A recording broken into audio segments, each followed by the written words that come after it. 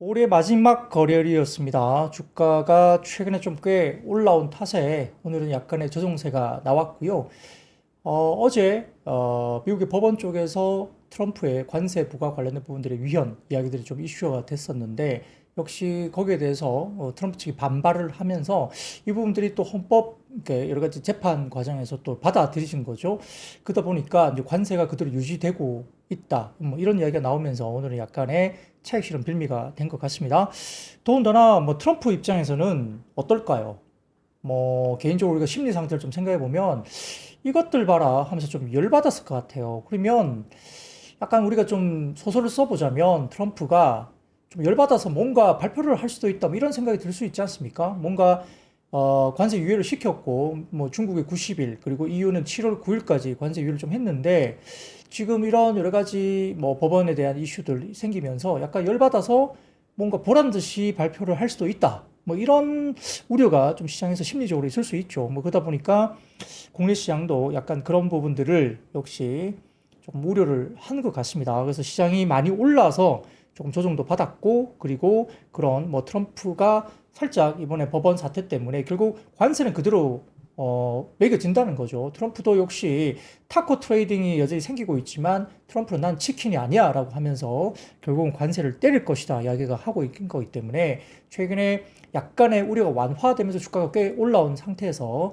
트럼프가 약간 발작적으로 뭔가를 할 수 있다 뭐 이런 부분들을 저희가 고려를 좀 단기적으로 해야 될 것 같습니다.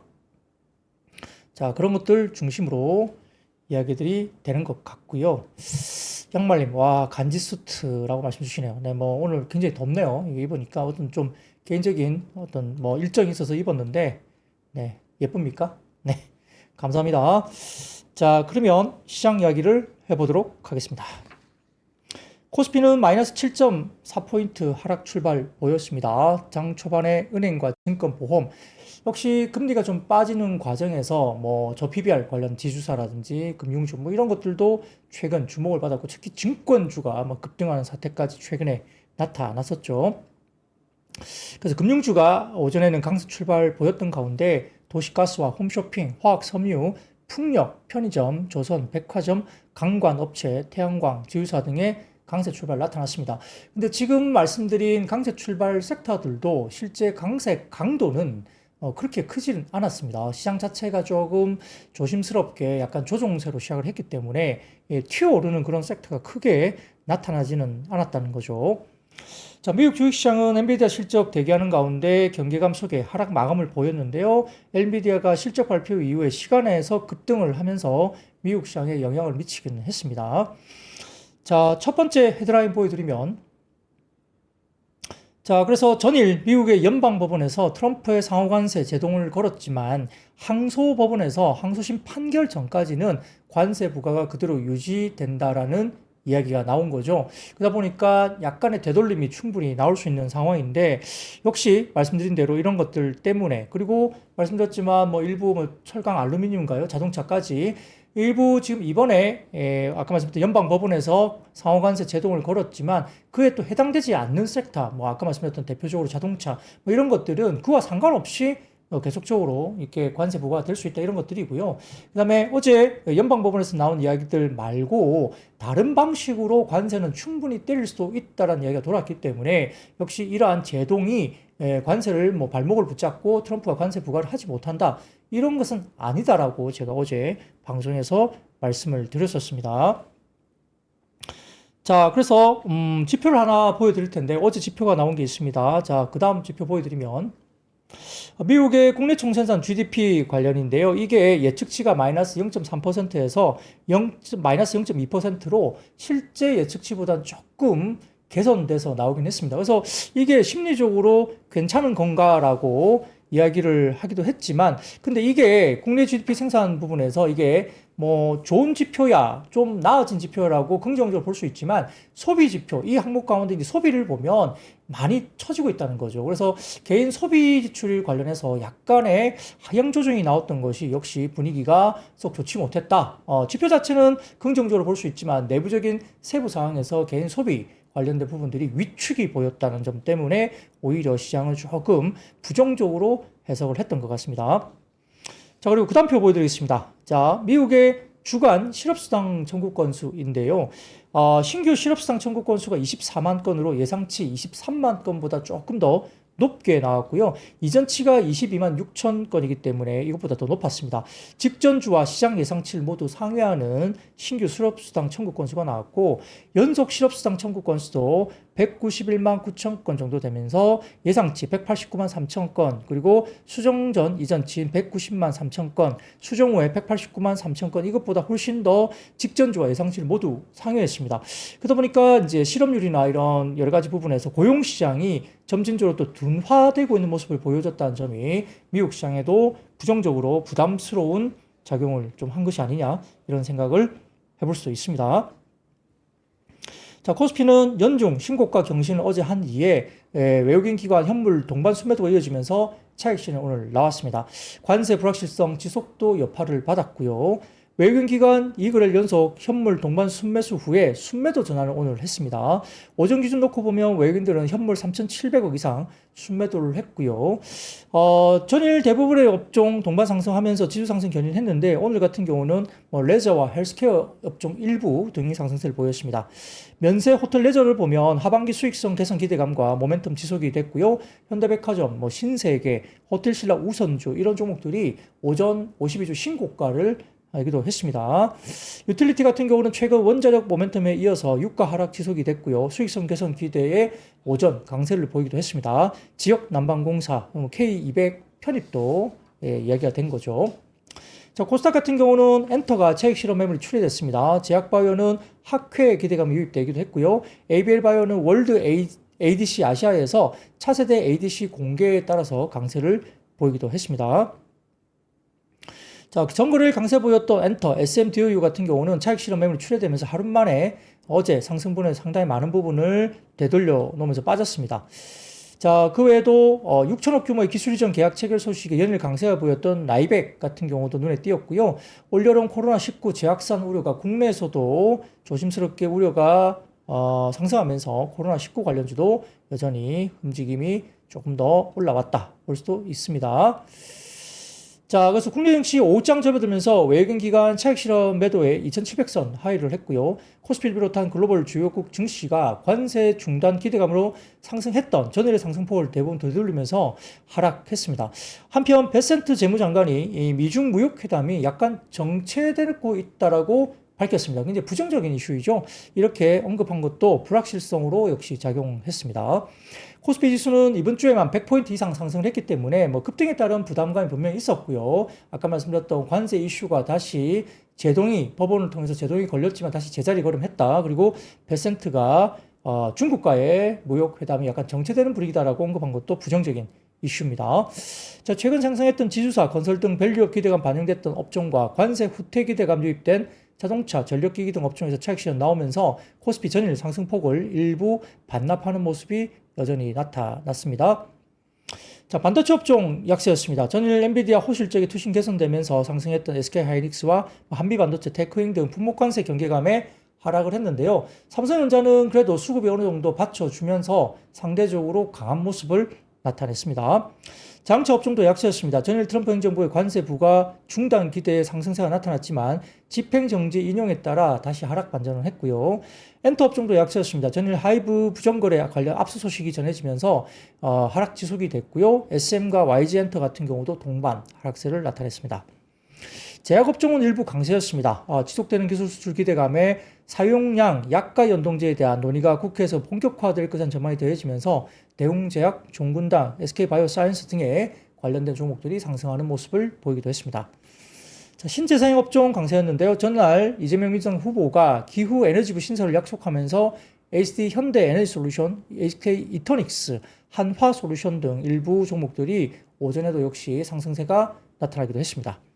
통신장비 업종 미국 주파수 경매에 따른 미국 시장 진출 기대감이 유입되면서 KMW 올라갔고요. RFHIC, 인텔리안 테크 등이 강세를 나타냈습니다. 오랜만에 통신장비주가 시원하게 올라가는 모습을 보입니다. 자, 업종 탑3는 전기가스와 제약, 화학이었고요. 업종 바텀 3는 건설과 기계장비, 증권 업종입니다. 자, 다음 주에 신정부 출범이라는 빅 이벤트가 또 대기 중에 있습니다. 대부분 신정부 출범은 재정 지출 확대를 예상하기 때문에 돈이 풀린다는 이야기죠.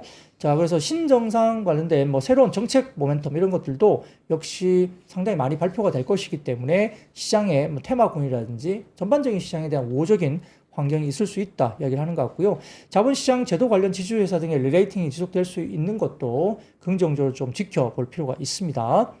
오늘 아침 발표된 한국의 4월 산업 생산은 전월 대비 생산, 소비, 투자가 모두 감소했고요. 최근 국내 소비 심리가 개선되는 모습을 일부 보이긴 했지만 여전히 실물 경기 회복은 조금 더디기 때문에 추경을 하면서 경기에 대한 부분들을 어떻게 정상화시키느냐 이 부분도 관건이 될 수 있습니다.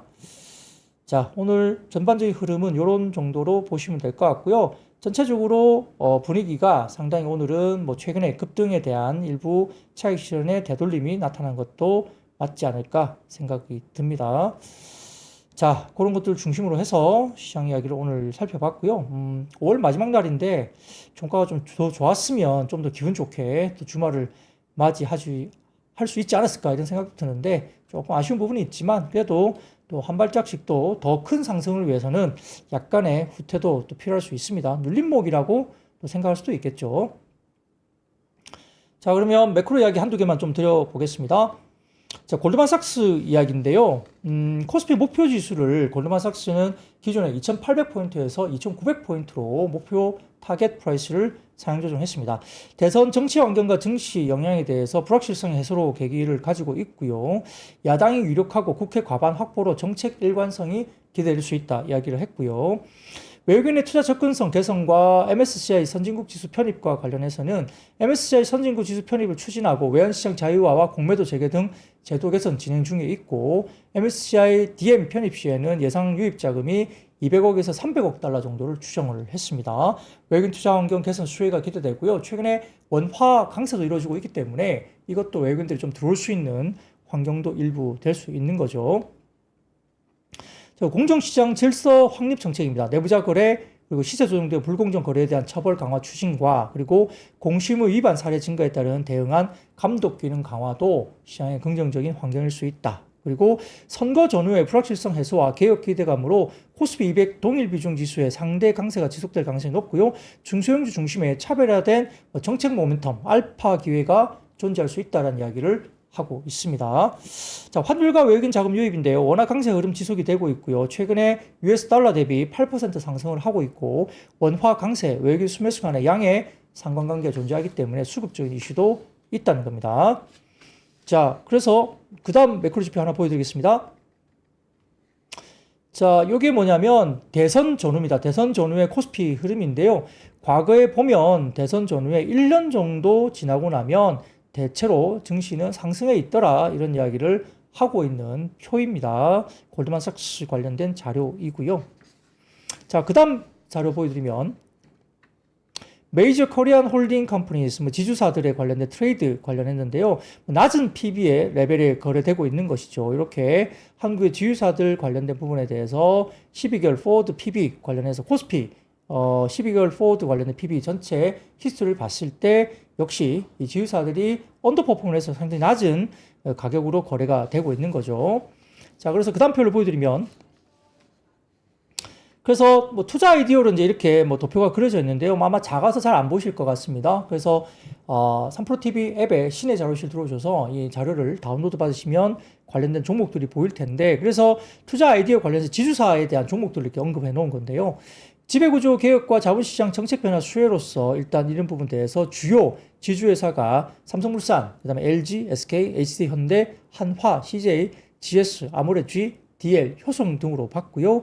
투자 포인트가 낮은 밸류에이션, 높은 배당 수익률, 개선된 주주 환원 정책으로 지주사를 보자 이야기를 하고 있습니다.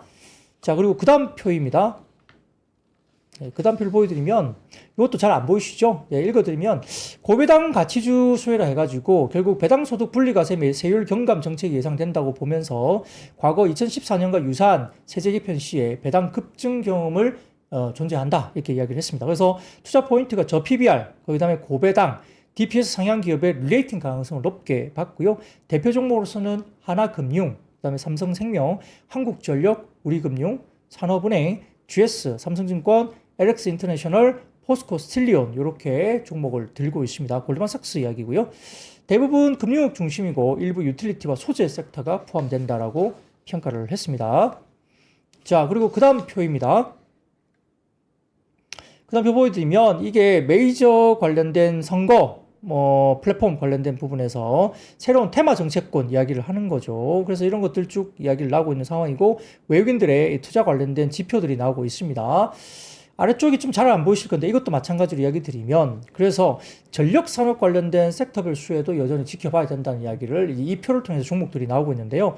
에너지 관련해서는 SMR 기술 투자, 기존의 원전 안전에 대한 연장성 그리고 재생에너지 및 ESS 확대를 모멘텀으로 잡았고요. 조선은 친환경 선박 기술과 스마트 조선소, 중소형 조선소 R&D 지원 그리고 방산 같은 경우는 AI 방산 기술과 수출 통합 지원 체계 구축 그리고 첨단 무기 개발 집중과 관련된 방산까지 종목들을 나열해 놨습니다.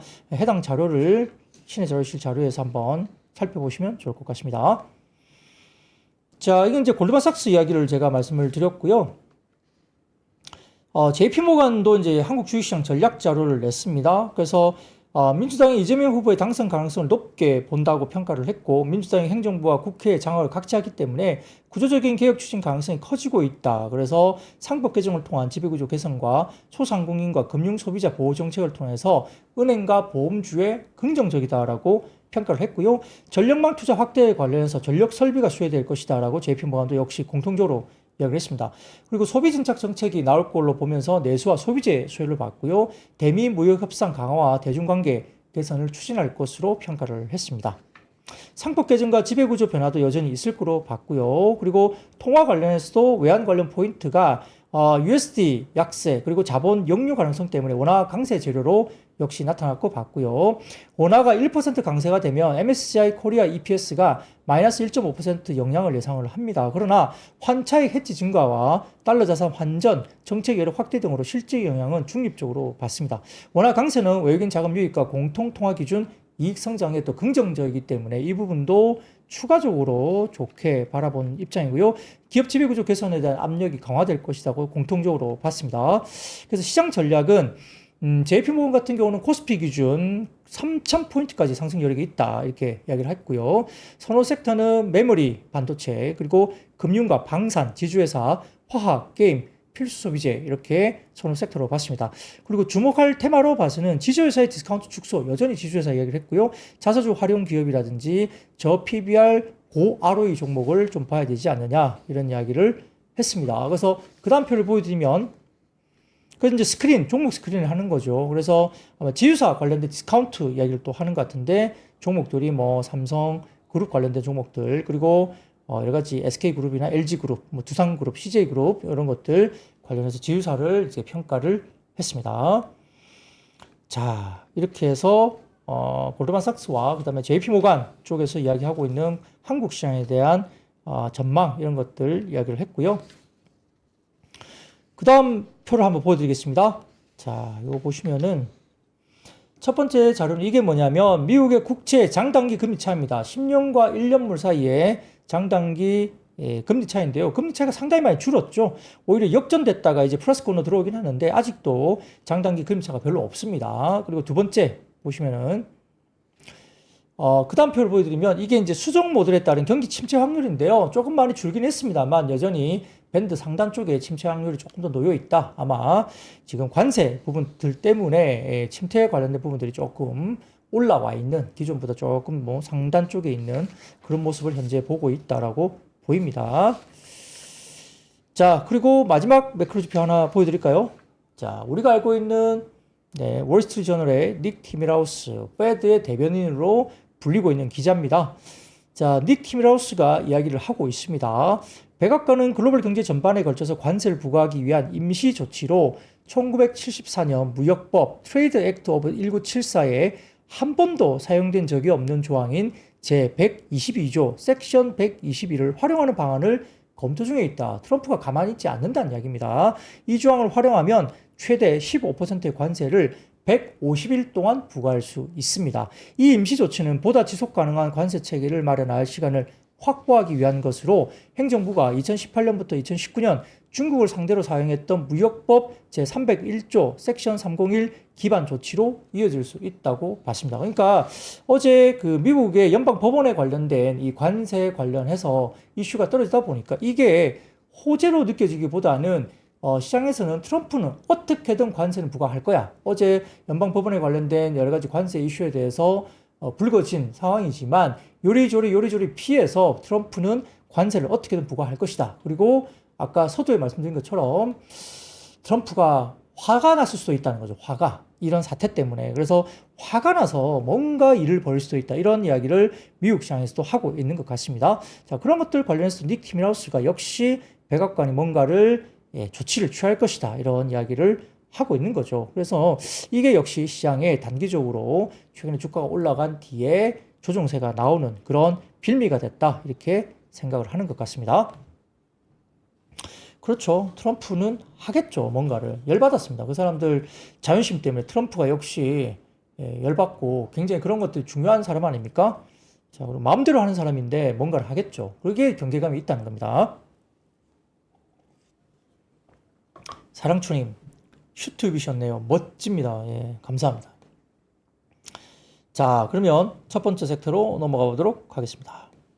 제약바이오가 오늘 상승세를 나타냈습니다. 세계 3대 암학회로 꼽히는 미국 임상종약학회 아스코 2025가 현지 시간으로 5월 30일부터 6월 3일까지 미국 일리노이주의 시카고에서 개최될 예정입니다. 미국 임상종약학회는 매년 전 세계 120개국 400개 이상의 기업들이 참여하고 4만 명 이상의 학계, 업계 관계자들이 참관해서 연구 성과 등을 공유하는 자리인데 기술 이전 등 실질적인 사업 기회로 이어지는 경우가 많다고 합니다. 올해 공식 주제는 지식을 행동으로 더 나은 미래를 위한 실천이라는 테마를 갖고 있고요. 가장 주목받는 발표는 미국의 머크와 길리어드가 공동 진행한 3중 음성 유방암 병용 요법 3상 결과로 알려져 있습니다. 면역 항암제 키트루다와 그 다음에 티아로피, 트롭2 표적 ADC, 트로델비 병용한 1차 치료에서 생존 개선 효과를 보인 바가 있는 것으로 알려집니다. 자, 국내 기업으로는 온코닉 테라퓨틱스, 그 다음에 CG 인바이츠, 그 다음에 루닛, 티움 바이오, 리가켄 바이오, ABL 바이오도 들어가나요? 등등 주요 세션의 주제와 관련도 높은 연구 성과를 발표할 예정입니다. 유한야인과 LG화학도 자회사를 통해서 파이프라인 개발 현황을 선보일 계획이고요. 온코닉 테라퓨틱스 같은 경우는 차세대 이중 표적 항암제 신약 후보 물질인 네스파립 연구를 발표할 예정이고요. CG 인바이츠는 AI 기반 개인 맞춤형 신생 항원 예측 항암 백신 플랫폼 IM-NEO 연구에 초록이 채택됐습니다. 티움바이오는 담도암과 두경부암 환자 대상의 여러 가지 부분에 대해서 이중 저해제 관련된 부분과 키트루다 병용투어 임상 이상 초록이 채택되면서 해당 연구의 중간 결과를 이번 아스코에서 처음으로 공개한다고 합니다. 그래서 오늘 장중에 대웅제약, 한올바이오파마, ST팜, apta바이오, ABL바이오, 지노믹트리 등의 제약업체, 면역항암제 등등 관련된 종목들이 움직임이 좋았습니다. 한편 나이백 같은 경우는 미국 소재 제약바이오 기업과 5,953억 정도 규모의 기술 이전 계약 체결 모멘텀이 오늘도 지속됐습니다. 자, 그런 것들 중심으로 오늘 제약바이오, 그리고 제약바이오가 하반기에 아주 유망한 섹터가 또 될 수 있다는 이야기도 점점점 나오고 있죠. 자, 그런 것들도 잘 보시면 좋을 것 같아요.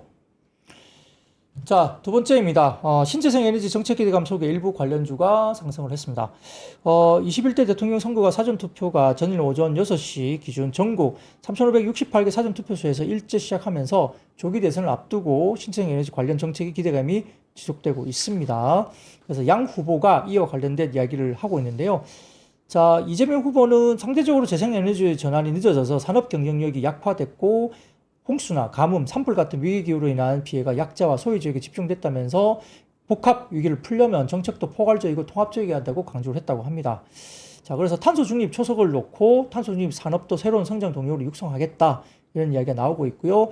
기후 에너지부 신설과 탄소 중립, 녹색 성장이 실질화로 지속 가능한 대한민국을 만들겠다 이런 이야기가 나왔습니다. 그래서 오늘 일부 태양광 에너지와 풍력 에너지 관련주가 상승을 하기도 했습니다.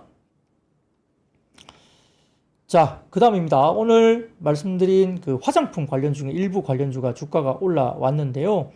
장중에 보면 오전에 실리콘2가 뭐 48,000원대 이상까지 올라갔다가 뭐 약간 빠지긴 했습니다만 상당히 장 오전에 오버슈팅을 일단 하기는 했습니다. 자, 지난번 미국 화장품 기업인 엘프뷰티가 어제 미국장에서 23.58% 급등을 했습니다. 회계연도 4분기 시장 예상치를 상회하는 매출과 이익 기록 소식을 알렸고요.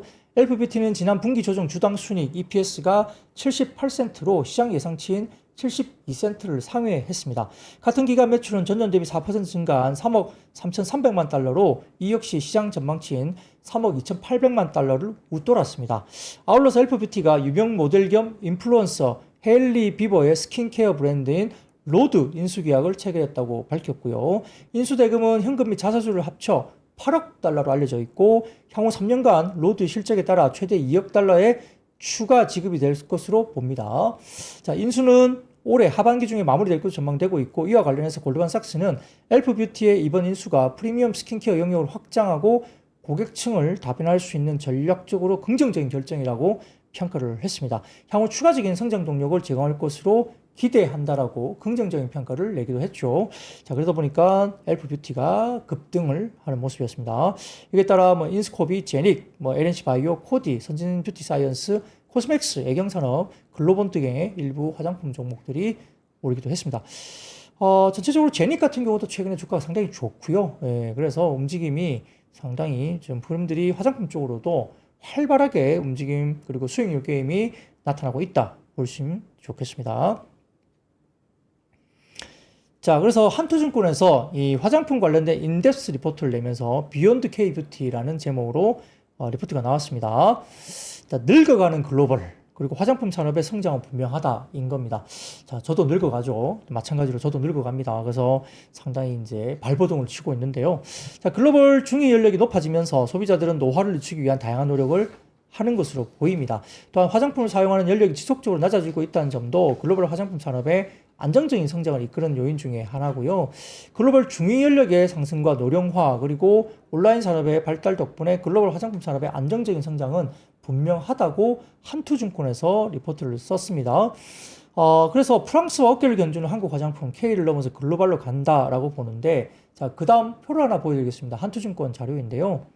프랑스 화장품 수출 물량 대비 한국 화장품 수출 물량 비중인데 이게 프랑스 대비 한국의 비중이잖아요. 그러니까 계속 한국이 늘어나죠. 그러니까 프랑스가 아주 프리미엄 화장품을 잘 하고 있는 나라이지만 한국의 수출 비중이 프랑스를 월등하게 앞서고 있는 표입니다. 그러니까 이 표가 프랑스의 수출 물량 대비 한국 화장품의 수출 물량이니까 이게 우상한 그림이 그려지고 있다는 것은 월등하게 앞서고 있는 상대적인 앞서다는 것을 보여주고 있는 것이죠.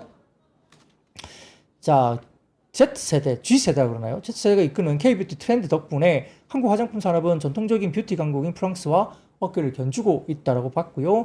2019년 프랑스 수출 대비 53.2%였던 한국 화장품 수출 물량은 24년 70.2%까지 높아지고 있습니다. 상대적인 물량이죠.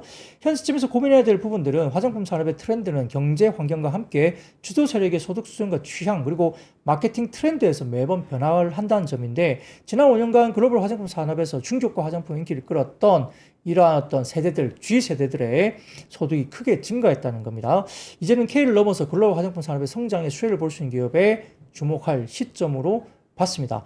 자, 그리고 국내 같은 경우도 이렇게 뭐 중고등학생 학생들도 뭐 여학생들도 상당히 예전보다 낮은 연령대로 지금 화장을 또 많이 하는 트렌드가 보이고요.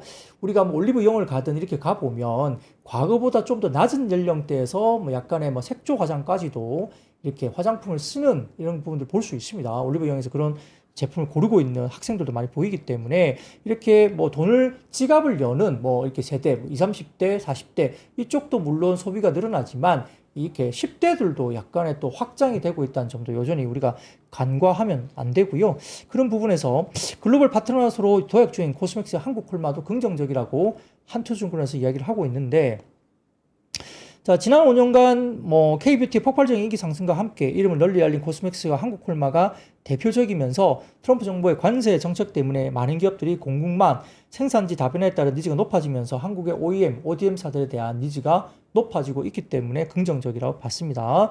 자, 그리고 달바 글로벌이 이제 새롭게 상장을 했는데 여전히 프리미엄 스킨케어 브랜드를 지향하기 때문에 긍정적으로 이야기를 했고요. 다만 이렇게 신규 상장주들은 언제 오버행이 한 번씩 튀어나올 수 있기 때문에 뭐 그런 부분들을 조금 조심을 해야 되겠죠, 초기에. 그래서 오버행 이슈 관련된 물량에 대해서 만약에 출회가 되면서 주가가 좀 밀린다면 오히려 뭐 달바 글로벌도 일단 시장에서 기회가 될 수 있다, 이런 것들도 지켜볼 필요가 있겠죠.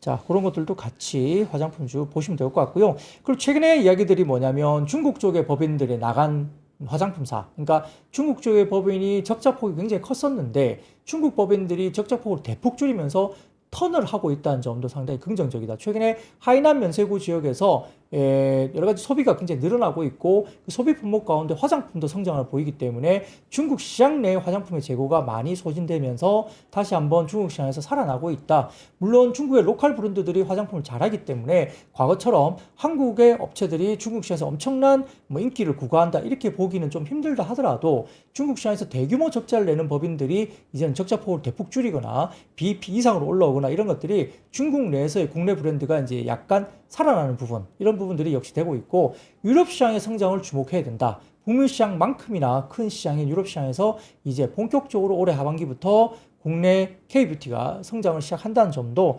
역시 이 화장품 산업, 뷰티 산업에 대한 전반적인 긍정적인 배경으로 볼 수도 있겠습니다. 자, 그런 것들 같이 한번 고민을 해보시면 좋을 것 같고요. 자, 이제 화장품 이야기를 말씀드리니까 로미노 님도 우리 집 중3이 엄청 해요. 아마 화장을 많이 하시는 것 같고, 가라데 님도 요즘 교복 입는 아이들 다 화장을 합니다, 이렇게 말씀들 다 주시네요. 그렇죠. 뭐 아마 초등학생들도, 양말님 말씀으로는 초등학생들도 다이소에서 사서 화장품 써서 색조 화장, 이게 뭐 틴트 정도라도 이게 바르겠죠. 뭐 그런 것들 대부분 다 일상화되어 있습니다. 그러니까 아무리 저가형이라 하더라도 그 저가가 많이 팔리면 그것도 무시할 수가 없는 거거든요. 그래서 우리 세대, 그러니까 저는 이제 50대인데 50대가 어렸을 때 뭐 중학교 시절, 그러니까 우리 지금의 50대가 중학교 시절, 그때는 뭐 이렇게 교복 입고 화장하는 친구들이 없었어요. 없었죠, 그때 당시에는. 근데 지금은 아주 많이들 합니다. 근데 그게 뭐 5,000원, 10,000원, 뭐 15,000원 이런 것들 사는데 상당히 또 그 소비가 만만치 않게 클 수도 있다는 것도 잘 봐야 되겠죠. 자, 그러면 그 다음 섹터로 넘어가도록 하겠습니다. 자, 오늘 인공위성, 우주항공산업 관련된 종목이 주가가 올라왔습니다. 언론에 따르면 과학기술정보통신부가 오늘 스타링크 코리아가 스페이스X와 체결한 국경 간 공급 협정과 한화시스템, KT셋이 유텔셋 원외과 각각 체결한 국경 간 공급 협정 등 저궤도 위성통신 서비스의 국내 공급에 관한 총 3건의 협정을 모두 승인했다고 전해집니다. 과기정통부는 전기통신사업법에 따라 서비스의 안정적인 제공 가능성, 국내 통신시장의 경쟁에 미치는 영향, 이용자 보호에 관한 사항 등 종합적으로 심사해서 총 3건의 국경 간 공급 협정을 모두 승인했다고 했고요. 이후에 전파법에 따라 각 사업자들의 서비스에 이용되는 이용자용 안테나, 단말에 대한 적합성 평가가 진행될 예정으로 알려졌습니다. 그러다 보니까 역시 뭐 원앱도 마찬가지고요. 스페이스X 이런 것들도 역시 사업이 승인되면서 국내 서비스에 대한 기대감이 높아지겠죠. 자, 그래서 LK 삼양, AP위성, 뭐 인텔리안테크, 서남 이런 관련된 우주항공 종목들이 움직임이 있었다 볼 수 있습니다. 자, 그런 것들 말씀을 드렸고요. 자, 5번째입니다. 오늘 자동차와 부품업종은 역시 오늘은 어제 상승을 뒤로하고 다시 하락을 했습니다. 자, 미국 연방법원인 국제무역법원은 현지 시간 28일 트럼프 행정부의 상호관세 발효 차단을 명령을 했죠. 법원은 트럼프 대통령이 미국에 구매하는 것보다 더 많이 판매하는 국가의 수입품에 일괄적으로 관세를 부과하는 행위는 대통령의 권한을 넘어선 것으로 판단을 했습니다. 재판부는 미국 헌법에 따르면 다른 나라의 무역을 규제할 독점적인 권한은 미국 의회에 있고요.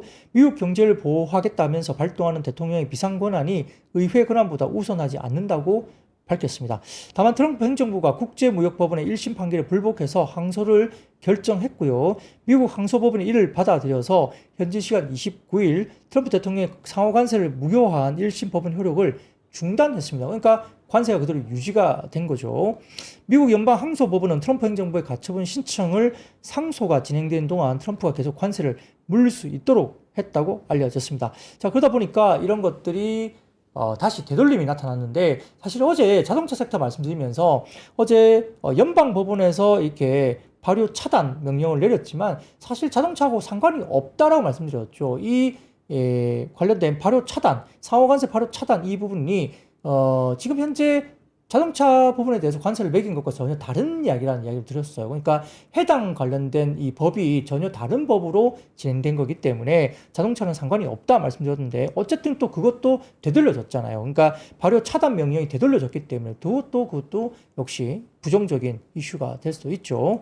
자, 그에 따라서 기아나 현대차, 현대모비스, 뭐 에코볼트 등등 자동차와 부품 종목이 주가가 빠졌습니다. 그래서 이래저래 자동차나 부품업종은 좀 억울한 상황이죠. 그래서 좀 이렇게 너무 싸게 거래되고 있고, 뭐 PER 부분도 밸류도 상당히 너무 싼데 주가가 여전히 힘을 못 쓰고 있는 것은 좀 안타까운 그런 섹터가 아닌가 생각도 듭니다.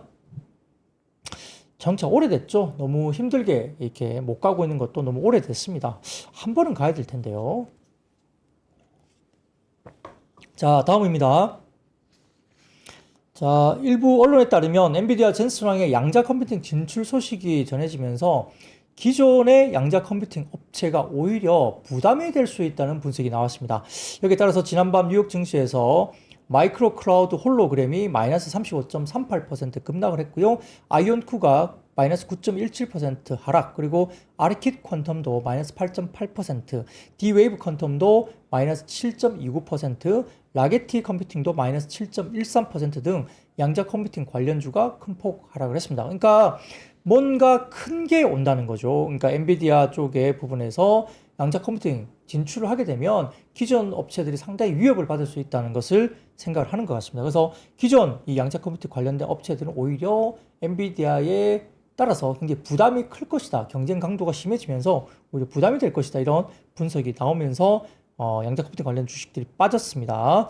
자, 그런 것들 중심으로 국내 업체들도 아이윈 플러스, 한울소재과학, 엑스게이트, 한국정보인증, 라닉스, ALT, 포톤, KCS, 그 다음에 ICK 이런 종목들도 역시 오늘 부정적인 영향을 받았습니다. 자, 그러면 7번째 섹터로 넘어가 보도록 하겠습니다. 자, 2030년 6 통신 상용화 정책 기대감 속에 통신 장비주가 오늘 모처럼 급반등이 나왔습니다. 이 통신 장비 업종은 뭐 개인들이 투자하기 너무 힘들어하는 업종이고요.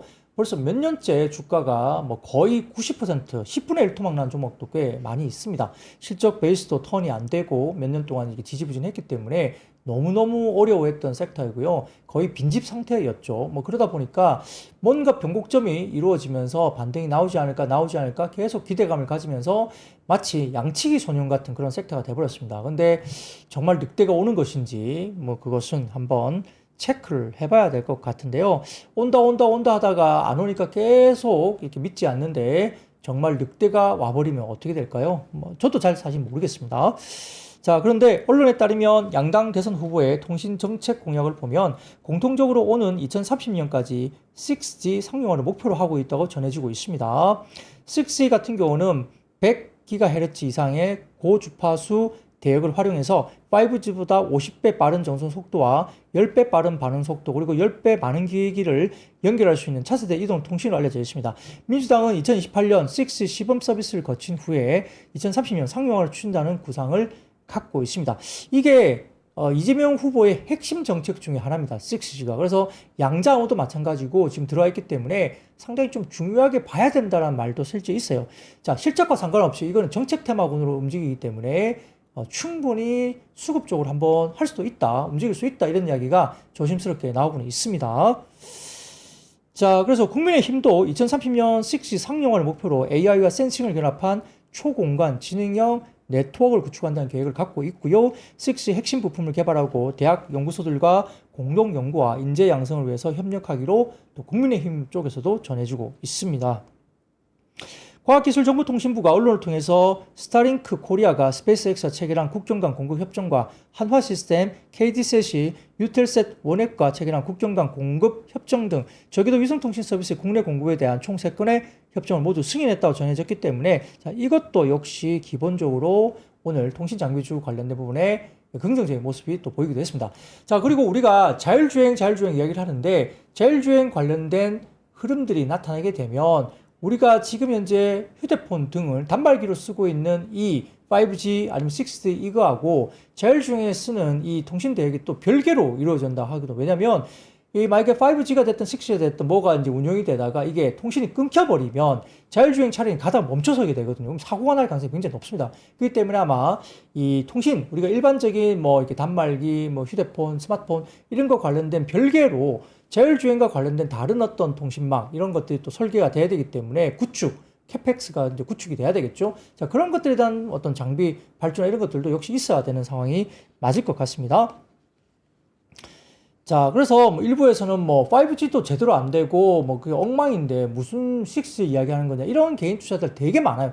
거의 뭐 99.99% 대부분 다 그 말씀 하시거든요.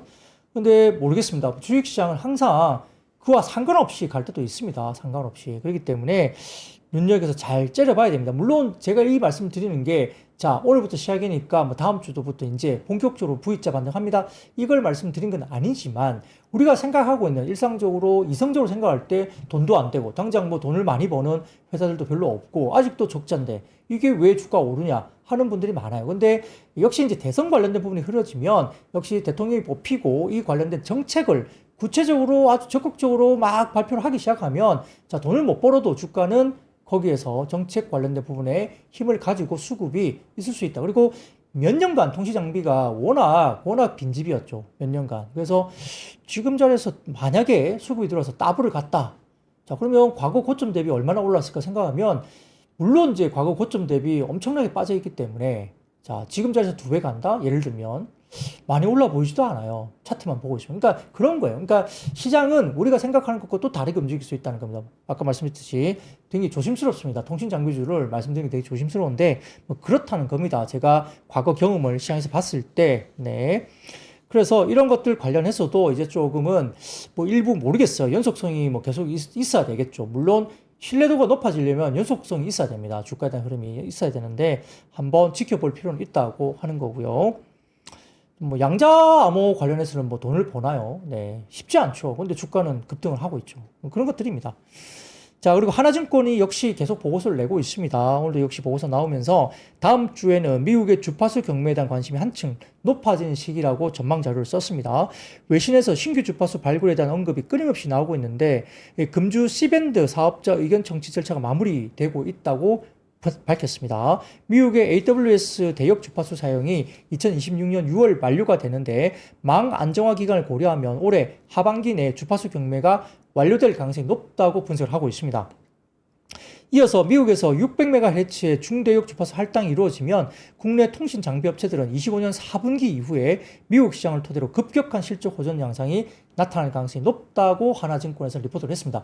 과거에 하나증권 리포트를 좀 복귀해 보면 과거의 통신 장비주들 급등할 때 보면 실제 실적이 나오기 전에 1년 전부터 주가들이 움직였다고 코멘트를 하는 것으로 제가 기억을 하고 있는데 그러다 보니까 실제 숫자가 꽂히는 것보다 한 1년 정도 전부터 주가들이 움직였다라고 리포트가 됐어요. 뭐 제 기억이 그렇습니다. 뭐 만약에 틀리면 말씀을 해주세요. 그래서 그런 것들이 있기 때문에 아마 통신 장비주들이 어떤 환경에서 뭔가 변곡점에서 움직임이 있을 수 있다는 이야기를 하나증권은 계속적으로 말을 하고 있는데 자 이게 이제 실제로 주가의 흐름들이 연속적으로 막 올라가는 모습이 안 보이다 보니까 또 뭐 계속적으로 반복만 되던 그런 부분들의 신뢰도가 조금 시장에서 아직까지는 높아져 있지는 않습니다. 그러니까 개인 투자 등을 포함해서 약간 신뢰하기 어려운 뭐 그런 환경이 지속됐던 것이죠.